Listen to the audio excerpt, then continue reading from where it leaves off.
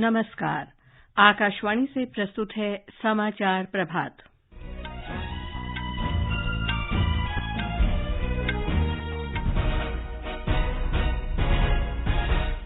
कर्नाटक में चुनाव प्रचार तेज। प्रधानमंत्री नरेंद्र मोदी आज बेंगलुरु में रोड शो। कांग्रेस नेता सोनिया गांधी हुबली में प्रचार करेंगी। विदेश मंत्री एस जयशंकर ने आतंकवाद को बढ़ावा देने के लिए पाकिस्तान की निंदा की। जम्मू कश्मीर में राजौरी जिले में सुरक्षा बलों और आतंकवादियों के बीच जारी मुठभेड़ में 5 जवानों के प्राण न्यौछावर।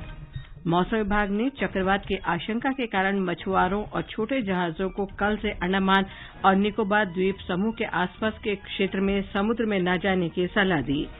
खेलों में भाला फेंक खिलाड़ी नीरज चोपड़ा ने दोहा डायमंड लीग खिताब जीता और ताशकंद में मोहम्मद हुसामुद्दीन और नवीन कुमार आईबीए पुरुष विश्व मुक्केबाजी चैंपियनशिप के प्री क्वार्टर फाइनल में पहुंचे।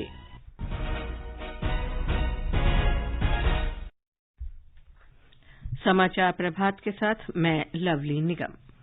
कर्नाटक में विधानसभा चुनाव के लिए प्रचार और तेज हो गया है। प्रधानमंत्री नरेंद्र मोदी आज सुबह बेंगलुरु में 26 किलोमीटर लंबा रोड शो करेंगे और बादामी तथा हावेरी में जनसभाओं को संबोधित करेंगे। वरिष्ठ कांग्रेस नेता सोनिया गांधी विधानसभा चुनाव के लिए पहली बार आज हुबली में प्रचार करेंगी। इस दौरान कांग्रेस नेता राहुल गांधी और कांग्रेस के राष्ट्रीय अध्यक्ष मल्लिकार्जुन खड़गे भी मौजूद रहेंगे। श्री राहुल गांधी की भी आज बेलगावी में 2 जनसभाएं हैं। कांग्रेस के प्रदेश अध्यक्ष डीके शिवकुमार आज हासन, मांड्या और रामनगर में प्रचार करेंगे। जनता दल सेक्युलर प्रमुख एचडी देवेगौड़ा आज बेंगलुरु के लिए अपनी पार्टी का घोषणा पत्र जारी करेंगे। आम आदमी पार्टी के प्रदेश अध्यक्ष पृथ्वी रेड्डी ने कल बेंगलुरु में घोषणा पत्र जारी किया। एक रिपोर्ट। आज सुबह जेपी नगर के सोमेश्वर सभा भवन से रोड शो आरंभ होगा। अंततः मल्लेश्वरम के गोकाक मूवमेंट पार्क में संपन्न होगा। प्रधानमंत्री के रोड शो की वजह से सुबह 8 बजे से दोपहर 1 बजे तक इस मार्ग के अलावा अन्य मार्गों का उपयोग करने की गुजारिश पुलिस द्वारा की गई है। बेंगलुरु में 28 विधानसभा क्षेत्र हैं। आज और कल प्रधानमंत्री 17 क्षेत्रों में रोड शो करेंगे। बीजेपी के 15 विधायक, कांग्रेस के 12 और जेडीएस के 1 विधायक बेंगलुरु में हैं। आदित्य शुक्ला के साथ मैं सुधींद्र, आकाशवाणी समाचार, बेंगलुरु। उपराष्ट्रपति जगदीप धनखड़ ने कहा है कि भारतीय लोकतंत्र की जीवंतता अतुलनीय है। आज ब्रिटेन में भारतवंशियों से उन्होंने कहा कि भारतीय लोकतंत्र की असली ताकत आम आदमी का सशक्तिकरण है। उपराष्ट्रपति ने इस बात पर जोर दिया कि देश के लोकतांत्रिक संस्थान पूरी स्वायत्तता के साथ काम कर रहे हैं। उन्होंने कहा कि भारत का निर्वाचन आयोग दुनिया भर में सबसे कम समय में स्वतंत्र और निष्पक्ष चुनाव कराने की क्षमता की मिसाल है। श्री धनखड़ ने कहा कि ये भारत के लिए गौरव काल है और जमीनी वास्तविकता इसे परिलक्षित कर रही है। केंद्रीय गृह मंत्री अमित शाह ने कल वीडियो कॉन्फ्रेंस के माध्यम से मणिपुर में सुरक्षा स्थिति की समीक्षा की। सूत्रों के अनुसार मुख्यमंत्री एन बीरेन सिंह, केंद्रीय गृह सचिव अजय कुमार भल्ला, राज्य के मुख्य सचिव और पुलिस महानिदेशक बैठक में मौजूद थे। श्री शाह राज्य की स्थिति पर लगातार नजर रखे हुए हैं। केंद्रीय सशस्त्र पुलिस बल की अन्य 10 कंपनियां दंगारोधी वाहनों को राज्य में तैनात किया गया है। यह भी स्पष्ट किया गया है कि राज्य में धारा 355 नहीं लगी है। उत्तरी कश्मीर में बारामूला जिले के करहमा गांव में आज तड़के सुरक्षा बलों के साथ मुठभेड़ में 1 आतंकवादी मारा गया। इस इलाके में आतंकियों के छिपे होने की पुख्ता खबर को देखते हुए सेना और जम्मू कश्मीर पुलिस ने कुंजेर में तलाशी अभियान शुरू किया। संयुक्त दल के संदिग्ध स्थान पर पहुंचते हुए वहां छिपे आतंकवादियों ने सुरक्षा बलों पर गोलियां चलाई। सुरक्षा बलों की जवाबी कार्रवाई में 1 आतंकवादी मारा गया, जिसकी पहचान की जा रही है। इस बीच इलाके में तलाश अभियान जारी है और अधिक ब्यौरे की प्रतीक्षा की जा रही है। केंद्रीय जांच ब्यूरो सीबीआई ने कथित 538 करोड़ रुपए की बैंक धोखाधड़ी में मुंबई में जेट एयरवेज और उसके संस्थापक नरेश गोयल के परिसरों सहित 7 स्थानों पर तलाशी ली। कैनरा बैंक से पिछले वर्ष नवंबर में शिकायत मिलने के बाद सीबीआई द्वारा मामला दर्ज किया गया था। बैंक ने आरोप लगाया कि वर्ष 2011 से 2019 के दौरान निजी एयरलाइंस द्वारा अनियमितताएं की गई हैं। जेट एयरवेज ने अप्रैल 2019 में गंभीर नकदी संकट और बढ़ते कर्ज के कारण परिचालन बंद कर दिया था। दिल्ली सरकार के जेल विभाग ने गैंगस्टर टिल्लू ताजपुरिया की हत्या मामले में 8 कर्मचारियों को निलंबित कर दिया है। रोहिणी कोर्ट शूटआउट मामले के एक आरोपी ताजपुरिया को कुछ दिन पहले प्रतिद्वंदी गोगी गिरोह के 4 सदस्यों ने कथित तौर पर हत्या कर दी थी। जेल के एक वरिष्ठ अधिकारी ने कहा कि घटना की विभागीय जांच की गई है और तिहाड़ जेल के कुछ कर्मचारियों की ओर से लापरवाही पाई गई। ये समाचार आकाशवाणी से प्रसारित किए जा रहे हैं। विदेश मंत्री डॉक्टर एस जयशंकर ने कहा है कि शंघाई सहयोग संगठन एससीओ के सदस्य देशों ने साझा हित के क्षेत्रीय और वैश्विक मुद्दों पर सदस्य देशों के बीच बहुपक्षीय सहयोग पर चर्चा की। गोवा में कल शंघाई सहयोग संगठन के विदेश मंत्रियों की बैठक के बाद श्री जयशंकर ने कहा कि सदस्य देशों के विदेश मंत्रियों ने जुलाई में होने वाली शिखर बैठक में विचार के लिए रखे जाने वाले प्रस्तावों को अंतिम रूप दिया। श्री जयशंकर ने कहा कि बैठक के दौरान प्रयास किया गया कि एससीओ में सहयोग के नए वर्टिकल बनाए जाएं। It was our endeavor to create new verticals of cooperation in SCO. As an example, I can cite the field of startups and innovation, traditional medicine, science and technology, empowering youth, and reviving the Buddhist heritage amongst the SCO member states. Shanghai सहयोग संगठन की कल शुरू हुई 2 दिन की बैठक 8 सदस्य देशों ने भाग लिया। बैठक के बाद संवाददाताओं से बातचीत में विदेश मंत्री डॉक्टर जयशंकर ने कहा कि आतंकवाद के पीड़ित आतंकवाद पर चर्चा करने के लिए आतंकवाद के अपराधियों के साथ नहीं बैठते हैं। आतंकवाद के पीड़ित खुद का बचाव करते हैं और वो इसकी निंदा करते हैं। प्रधानमंत्री नरेंद्र मोदी 14 जुलाई को पेरिस में इस वर्ष के बैस्टिल डे परेड में विशिष्ट अतिथि होंगे। विदेश मंत्रालय ने बताया है कि भारत फ्रांस की महत्वपूर्ण सामरिक साझेदारी की 25वीं वर्षगांठ के उपलक्ष्य में भारतीय सशस्त्र बल फ्रांसीसी सशस्त्र बल के साथ परेड में भाग लेगा। इस यात्रा से दोनों देशों के बीच रणनीतिक, सांस्कृतिक, वैज्ञानिक, शैक्षणिक और आर्थिक सहयोग संबंध और मजबूत होंगे। अंडर ग्रेजुएट मेडिकल पाठ्यक्रमों में प्रवेश के लिए कल देश के 499 शहरों में राष्ट्रीय पात्रता प्रवेश परीक्षा नीट आयोजित की जाएगी। यह परीक्षा देश के बाहर 14 शहरों में भी आयोजित होगी। परीक्षा दोपहर बाद 2 बजे शुरू होकर शाम 5:20 तक चलेगी। परीक्षा के लिए पंजीकरण करा चुके विद्यार्थी नीट की वेबसाइट neet.nta.nic.in से प्रवेश पत्र डाउनलोड कर सकते हैं। मौसम विभाग ने दक्षिण पूर्व बंगाल की खाड़ी पर एक चक्रवात बनने की चेतावनी जारी की है। इसके असर से कल एक कम दबाव का क्षेत्र बनने की संभावना है। ये चक्रवात 8 मई तक गहरे दबाव के क्षेत्र में बदल सकता है। मौसम विभाग ने कहा है कि चक्रवाती तूफान के असर से कल अंडमान और निकोबार द्वीप समूह में अधिकांश स्थानों पर वर्षा हो सकती है।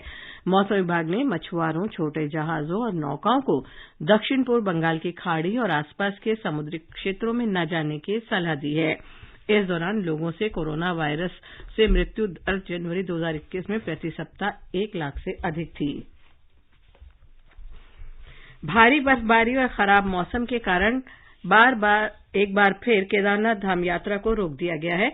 यात्रा पंजीकरण पर 8 मई तक रोक लगा दी गई है। मौसम विभाग ने अगले 4 दिन और मौसम खराब बने रहने का अनुमान व्यक्त किया है। स्थिति सामान्य होने के बाद पंजीकरण फिर शुरू किया जाएगा। विश्व स्वास्थ्य संगठन WHO ने कोविड-19 वैश्विक स्वास्थ्य आपातकाल के समाप्त होने की घोषणा की है। WHO का ये बयान महामारी की समाप्ति की दिशा में एक बड़ा कदम है। WHO की अंतर्राष्ट्रीय स्वास्थ्य विनियम आपातकालीन समिति ने कल कोविड महामारी पर चर्चा की। भाला फेंक खिलाड़ी नीरज चोपड़ा ने दोहा डायमंड लीग का खिताब जीत लिया है। उन्होंने 88.67 मीटर भाला फेंक कर ये खिताब जीता। युवा कार्यक्रम और खेल मंत्री अनुराग सिंह ठाकुर ने नीरज चोपड़ा को इस जीत पर बधाई दी है। एक ट्वीट में उन्होंने कहा कि नीरज चोपड़ा ने दोहा डायमंड लीग में शानदार प्रदर्शन कर देश का मान बढ़ाया है। श्री सिंह ने कहा कि नीरज चोपड़ा सच्चे अर्थों में विजेता है, जिसने राष्ट्र को एक बार फिर गर्व करने का अवसर दिया है। मुक्केबाजी में एशियाई और राष्ट्रमंडल खेलों के कांस्य पदक विजेता मोहम्मद हसामुद्दीन और नवीन कुमार उज्बेकिस्तान के ताशकंद में IBA पुरुष विश्व चैंपियनशिप के प्री क्वार्टर फाइनल में पहुंच गए हैं। हसामुद्दीन ने राउंड ऑफ 32 बाउट में आज 57 किलोग्राम वर्ग में चीन के ल्यूपिंग को 5-0 से हराया, जबकि नवीन कुमार ने 92 किलोग्राम वर्ग में दक्षिण कोरिया के ली संगमिन को 5-0 से हराया। हसामुद्दीन का अगला मुकाबला रूस के साविन एडवर्ड से होगा, जबकि नवीन का प्री क्वार्टर फाइनल में 2021 विश्व चैंपियन कांस्य पदक विजेता स्पेन के इमैनुअल रेयन से सामना होगा। आज 2 भारतीय मुक्केबाज अपने राउंड ऑफ 32 बाउट में भिड़ेंगे। 67 किलोग्राम में आकाश का सामना चीन के फो मिंगके से, जबकि 71 किलोग्राम वर्ग में निशान देव का सामना कोरिया के ली संगमिन से होगा। ताशकंद में एशिया कप विश्व रैंकिंग तीरंदाजी टूर्नामेंट चरण 2 में भारतीय तीरंदाजों ने शानदार प्रदर्शन करते हुए 5 स्वर्ण, 5 रजत और 2 कांस्य पदक जीते। कंपाउंड महिला टीम इवेंट में परनीत कौर, रागिनी मार्को और प्रगति ने कजाकिस्तान को 232-223 से हराकर स्वर्ण पदक पर कब्जा किया। आईपीएल क्रिकेट में कल रात जयपुर में गुजरात टाइटंस ने राजस्थान रॉयल्स को 9 विकेट से हरा दिया। जीत के लिए 119 रन के लक्ष्य का पीछा करते हुए गुजरात टाइटंस ने 37 गेंद शेष रहते लक्ष्य को हासिल कर लिया। प्रतियोगिता में आज चेन्नई सुपर किंग्स का मुकाबला मुंबई इंडियंस से होगा। ये मैच दोपहर 3:30 बजे से खेला जाएगा, जबकि दिल्ली में शाम 7:30 बजे दिल्ली कैपिटल्स का सामना रॉयल चैलेंजर्स बेंगलौर से होगा। G20 की भारत की अध्यक्षता में युवा कार्यक्रम और खेल मंत्रालय का 2 दिन का युवा परामर्श कार्यक्रम कल उत्तराखंड में संपन्न हो गया। ऋषिकेश के अखिल भारतीय आयुर्विज्ञान संस्थान में आयोजित इस सम्मेलन का विषय था स्वास्थ्य, आरोग्य और खेल। सम्मेलन के दूसरे दिन के कार्यक्रम का उद्घाटन स्वास्थ्य और परिवार कल्याण राज्य मंत्री डॉक्टर भारती प्रवीण पवार ने किया। और अब एक नजर मौसम पर। राष्ट्रीय राजधानी दिल्ली में आंशिक रूप से बादल छाए रहेंगे। न्यूनतम तापमान 19.5 डिग्री और अधिकतम 34 डिग्री सेल्सियस के बीच रहने का अनुमान है। मुंबई में बादल छाए रहेंगे, गरज के साथ छींटे पड़ने की संभावना है। न्यूनतम तापमान 26 डिग्री और अधिकतम 33 डिग्री सेल्सियस के आसपास रहेगा। कोलकाता में आंशिक रूप से बादल छाए रहेंगे, गरज के साथ मध्यम वर्षा हो सकती है। न्यूनतम तापमान 26 डिग्री और अधिकतम 32 डिग्री के आसपास रहेगा। चेन्नई में गरज के साथ छींटे पड़ने या बारिश की संभावना है। बेंगलुरु में आमतौर पर बादल छाए रह सकते हैं, गरज के साथ 2-1 बार छींटे पड़ने की भी संभावना है। हैदराबाद में आमतौर पर बादल छाए रहेंगे और हल्की बारिश भी हो सकती है।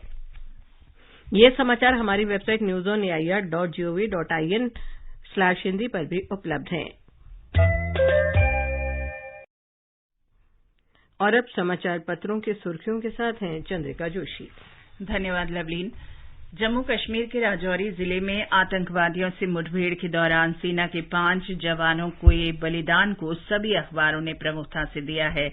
राष्ट्रीय सहारा लिखता है, राजौरी क्षेत्र में मोबाइल इंटरनेट सेवाएं निलंबित। राजस्थान पत्रिका ने इसे आतंकवादियों की कायराना हरकत बताते हुए लिखा है, घिरने पर बिल में छिपे आतंकियों ने किया धमाका। विदेश मंत्री एस जयशंकर का ये बयान कि बिलावल भुट्टो आतंकवाद के पैरोकार और प्रवक्ता हैं, दैनिक जागरण ने इसे प्रमुखता से दिया है। राजस्थान पत्रिका लिखता है, जयशंकर की बिलावल को दूर से नमस्ते, आतंकवाद पर खरी खरी। विश्व स्वास्थ्य संगठन की ये घोषणा कि कोरोना अब वैश्विक महामारी नहीं है, देशबंधु सहित सभी अखबारों में है।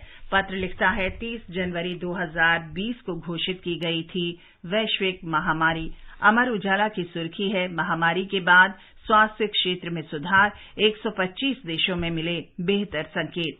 कम उम्र के बच्चों के नशे के चपेट में आने का बढ़ रहा है खतरा। नवभारत टाइम्स ने स्वास्थ्य विशेषज्ञों की इस चिंता को प्रमुखता से देते हुए लिखा है, नशे को जिस तरह से ग्लैमराइज किया जा रहा है, ये बच्चों के लिए खतरनाक है। ब्रिटेन में किंग चार्ल्स तृतीय के आज होने वाले राज्याभिषेक पर अमर उजाला लिखता है, 1000 वर्ष पुरानी परंपरा के साक्षी बनेंगे 100 देशों के राष्ट्राध्यक्ष।